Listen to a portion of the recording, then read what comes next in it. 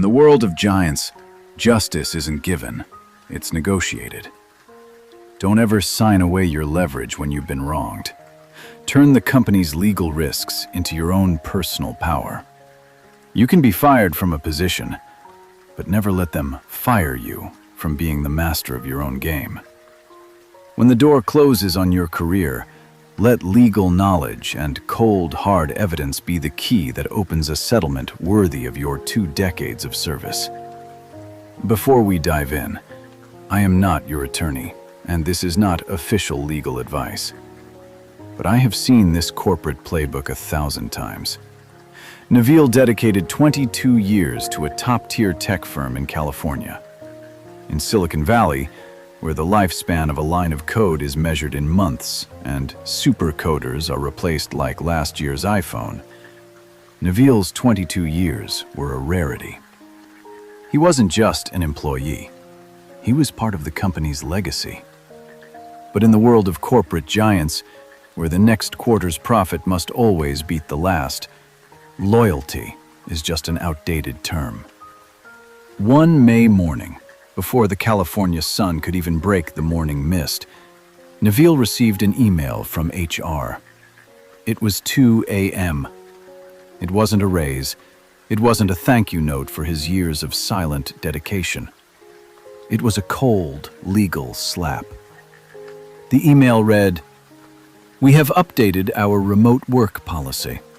Your failure to be in the office is a violation of company policy. We are officially terminating your employment, effective immediately, under the principle of at-will employment." No phone call, no face-to-face meeting. HR, with their signature cold, robotic efficiency, simply attached a link to the benefits portal so he could file for unemployment. They didn't answer a single question about why he was being let go. His access was cut off instantly. In one heartbeat, 22 years of career were wiped out by a line of automated code. In the US, at-will employment is a double-edged sword. It allows employers to fire you at any time for almost any reason. Tech giants often exploit this loophole to purge older, high-salaried employees to optimize their balance sheets. They don't fire you because you're bad at your job. They fire you because you're too expensive. But Nabil didn't panic. He knew that in America, corporations never make a move without legal calculation. They fired him because they thought he was ignorant of the law, or because they assumed he'd be too ashamed to fight back.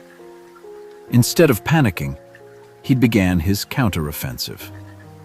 That same morning, HR pressured him to sign a document admitting he had violated company rules. Nabil replied calmly and professionally, "I need to review this document with my attorney. I will not be signing anything at this moment." That is the golden phrase in America.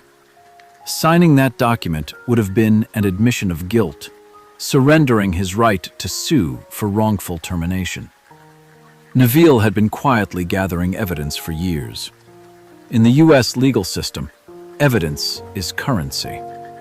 He had a chain of emails from his direct manager confirming his remote work status for the past 3 years, 5 years of stellar performance reviews, and statistics showing that 80% of those laid off in his cohort were over 45. This was his weapon. Evidence of age discrimination under the ADEA. That's a charge that strikes more fear into a corporation than a fire. Nabil hired a top labor attorney. Instead of complaining to HR, his lawyer sent a formal demand letter to the company's legal department. It stated clearly, if this goes to court, Nabil will prove a systemic pattern of age discrimination. For a company eyeing an IPO or trying to keep their stock price stable, a public discrimination lawsuit is a PR nightmare. It would cost them 10,000 times more than his severance package. 3 weeks later, the company folded. They invited him back to the table to sign a separation agreement. Neville walked away with 12 months of salary, 12 months of health insurance, and his stock options fully vested.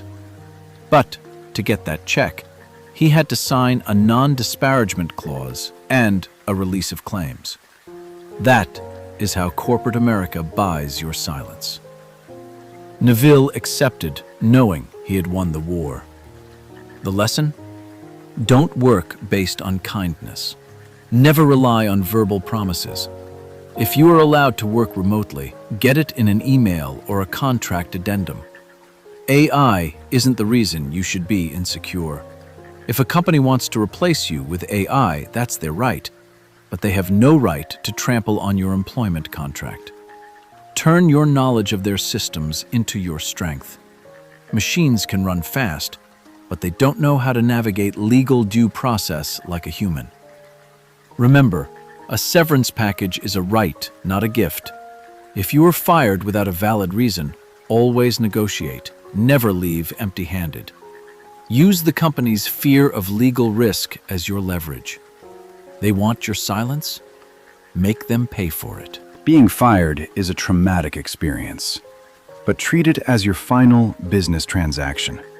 When one door closes, the law provides you with a key, and that key is evidence.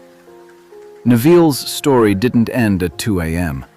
He understood that in a world where AI is trying to erase us, legal awareness and documentation are the only source code that will keep you standing.